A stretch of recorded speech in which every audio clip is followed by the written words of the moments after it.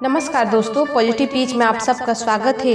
आज मैं आपको बुढ़ापे की एक इमोशनल कहानी सुनाऊंगी जो बहुत ही अच्छी कहानी है, तो अंत तक जरूर सुने। तो आइए शुरू करते हैं कहानी। हर रोज की तरह दिनेश लाल जी अपने शाम के सैर सपाटे से लौट आए थे। वह अपने जूते उतार ही रहे थे कि बहू ने पूछा, बाबूजी आज हम पार्टी में जा रहे हैं, हम वहीं से खा कर आएंगे। आज रात के खाने में क्या खाएंगे बताइए। दिनेश लाल जी सोचने लगे, आज रविवार तो नहीं है और ना ही किसी की शादी है, जरूर किसी पार्टी में जा रहे होंगे। छोड़ो, मुझे क्या करना है।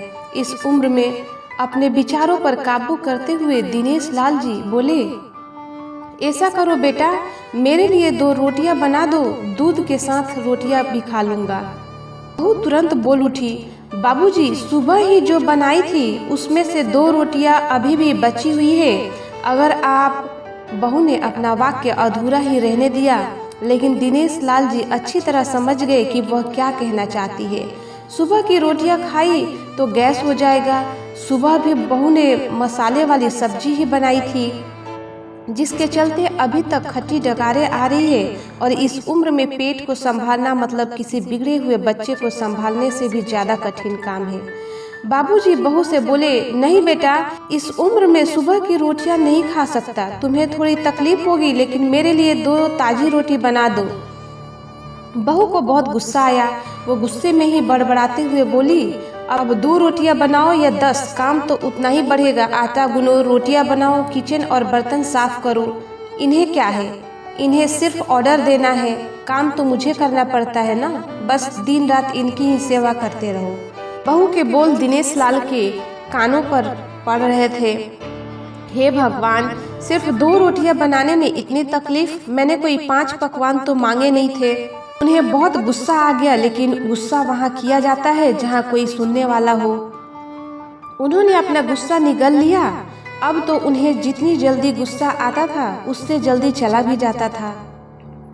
दिनेश लाल जी को अपनी पत्नी की बहुत याद आई। निर्मला के जीते जी उन पर कभी बासी रोटी खाने की नौबत नहीं आई थी। उल्टा खाने में 10 चीजें और मिल जाती थी। खाने के साथ साथ मीठा पापड़, अचार, दही, छाछ, सलाद और पता नहीं क्या क्या। दिनेश जी को बहुत बुरा लग रहा था। रहने दो बहू, मैं सुबह की रोटी ही खा लूंगा, फिजूल में तुम्हें तकलीफ होगी, और वैसे भी तुम्हारे हाथों की रोटी बहुत मुलायम होती है।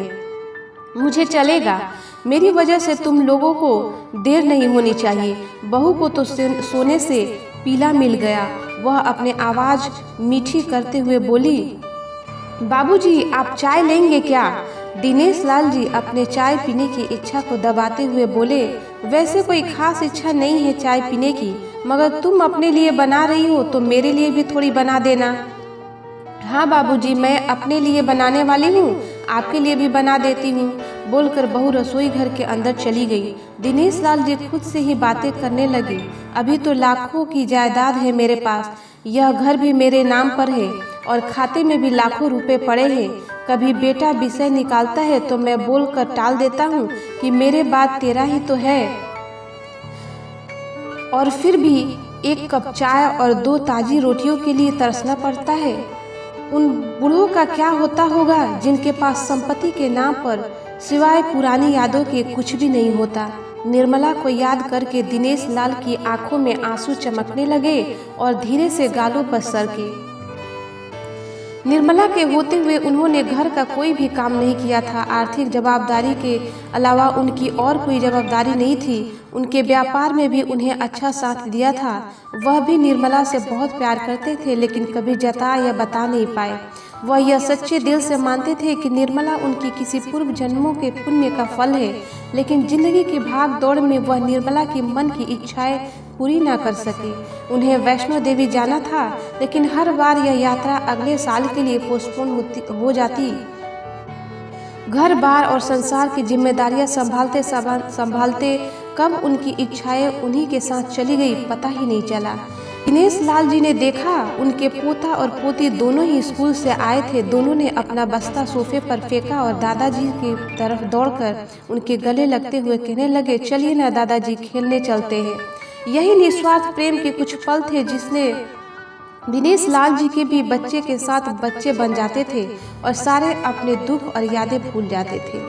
वह कुछ बोल पाते उससे पहले ही बहू ने कहा, चलो छोड़ो दादाजी को, हमें पार्टी में जाना है, जल्दी से आकर तैयार हो जाओ, पापा भी आते ही होंगे। दोनों ही बच्चे दादाजी को छोड़ मम्मी की तरफ भागे। उनकी पोती 7 साल की थी और पोता 5 साल का था। दिनेश लाल जी अपनी सोच में डूबे हुए बालकनी की तरफ गए। बालकनी में धीमी ठंडी पवन में उनका स्वागत किया। बहू उनके लिए चाय बनाकर लेकर आई। बालकनी में रखी अपनी कुर्सी पर बैठकर दिनेश लाल जी घुट घुट करके चाय पी रहे थे। पी क्या रहे थे, निगल रहे थे, क्योंकि चाय के नाम पर सिर्फ कम शक्कर वाला गर्म पानी था, ना इलायची ना अदरक। दिनेश लाल जी मन ही मन सोचने लगे, बहू के जाने के बाद आज खुद अपने हाथों से चाय बनाऊंगा, इलायची अदरक और थोड़ी सी ज़्यादा शक्कर डालकर, और उसके साथ रोटियां खा लूँगा। रोटियों की याद आते ही उनका मुंह फिर खट्टा हो गया। चाय खत्म होने पर खाली कप लेकर वह किचन में रखने गए तो वहां देखा कि बहू और बच्चों का कप धो के पड़ा हुआ था।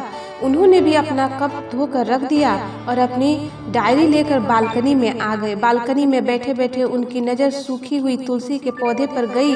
उन्होंने एक लोटा पानी लाकर उसमें डाल दिया। कुछ मिनटों बाद ध्यान से देखने पर उन्हें पता चला कि सूखे हुए तुलसी के पौधे में नई कुपड़ी जैसे मुस्कुराहट आ रही थी। उन्हें याद आया कि निर्मला हर सुबह तुलसी को पानी और शाम को दिया दिखाया करती थी। अब तो शाम को न तुलसी को ना ही भगवान के मंदिर में दिया जलता है। पता नहीं कितने संस्कार, इतनी अच्छी आदतें निर्मला अपने साथ ले गई थी। दिनेश लाल आसमान की तरफ देखकर बोले, शकुंतला, मुझे और इस घर को अभी तुम्हारी ज़रूरत थी। तुम क्यों हमें छोड़कर चली गई? तुमने मुझे धोखा दिया। तुमने हमेशा साथ रहने का वचन तोड़ दिया। तुम मुझे अकेला छोड़कर चली गई। दिनेश लाल की आंखें भर आई। पापा, इतनी ठंडी हवाएं बह रही है और आप है कि बालकनी में बैठे हैं। अंदर आ जाइए, नहीं तो बीमार हो जाएंगे, बेटे ने दिनेश लाल जी से कहा। बेटा, बहू और पोता पोती सब तैयार होकर पार्टी के लिए निकल रहे थे। किसी ने झूठ मूठ ही मन रखने के लिए भी उनसे नहीं पूछा कि साथ चलिए। बाबा, आप खाना खाकर जल्दी सो जाइएगा, हमें आने में ज़रा देर हो जाएगी। ज़्यादा देर तक जागना आपकी सेहत के लिए अच्छा नहीं है। हमारे पास घर की दूसरी चाबी है, हमारी चिंता मत कीजिए, बेटे ने जाते हुए कहा। ऐसे बोल रहे हैं जैसे मेरी सेहत की बहुत फिक्र है। कितने दिनों से बोल रहा हूँ डॉक्टर के पास ले चलो, बीपी बढ़ा हुआ है, शुगर भी चेक करवाना है। थोड़ा सा भी चलता हूँ तो हाँफने लगता हूँ। बेटा कहता है कि बुढ़ापे में यह सब तो होता ही रहता है, ज़्यादा भ्रम मत पालिए। वाह बेटा, बूढ़े बाप के पास बैठने के लिए थोड़ा सा भी टाइम नहीं तेरे पास, और पार्टी के लिए टाइम ही टाइम है। ऐसे अनगिनत विचार उनके दिमाग में चल रहे थे, लेकिन फिर भी उन्होंने हाँ में सिर हिलाया। सभी पार्टी में चले गए। दिनेश लाल जी हॉल में रखे कुर्सी पर आकर बैठे। खाना खाने की अभी कोई इच्छा नहीं थी, इसलिए टीवी चालू की। आज वैलेंटाइन डे था, प्यार का दिन, इसलिए टीवी पर भी उसी के बारे में दिखा रहे थे। दिनेश लाल जी की नज़र पास में रखे अपनी पत्नी की फ्रेम पर गई, जिसने लाल कलर की साड़ी पहन रखी थी। प्यार तो उन्होंने भी खूब किया था निर्मला जी से, पूरी जिंदगी किया था, जी जान से किया था, लेकिन कभी बोल नहीं पाए। टीवी पर दिखा रहे थे, लोगों ने लाल कपड़े पहन रखे थे, हाथों में लाल फूलों के गुच्छे लेकर वह ग्रीटिंग कार्ड्स की खरीदी कर रहे थे। पता नहीं दिनेश लाल जी के मन में क्या आया, उन्होंने अपने पैसों का बटुआ लिया और निकल पड़े। निर्मला जी की याद में चलते चलते वो एक आइसक्रीम पार्लर के पास पहुँचे। उनको श्वास चढ़ गया था, उनके सांसों की गति तेज हो गई थी। आइसक्रीम पार्लर के पास एक कुर्सी पर वह आकर बैठे, तभी वहां पर एक छोटी बच्ची आई जो गुब्बारे बेच रही थी। बच्ची बोली, दादाजी गुब्बारे लोगे क्या? इतने ही बचे हैं, बिक जाएंगे तो जल्दी घर चली जाऊंगी। दिनेश लाल जी ने देखा 10-12 रंग बिरंगे गुब्बारे थे। उन्हें याद आया कि निर्मला जी को भी गुब्बारे बहुत पसंद थे, लेकिन अब गुब्बारे लेकर क्या करूं? उन्हें बच्ची की आंखों में सच्चाई और आशा दिखी। उन्होंने 200 दिए और सारे गुब्बारे खरीद लिए।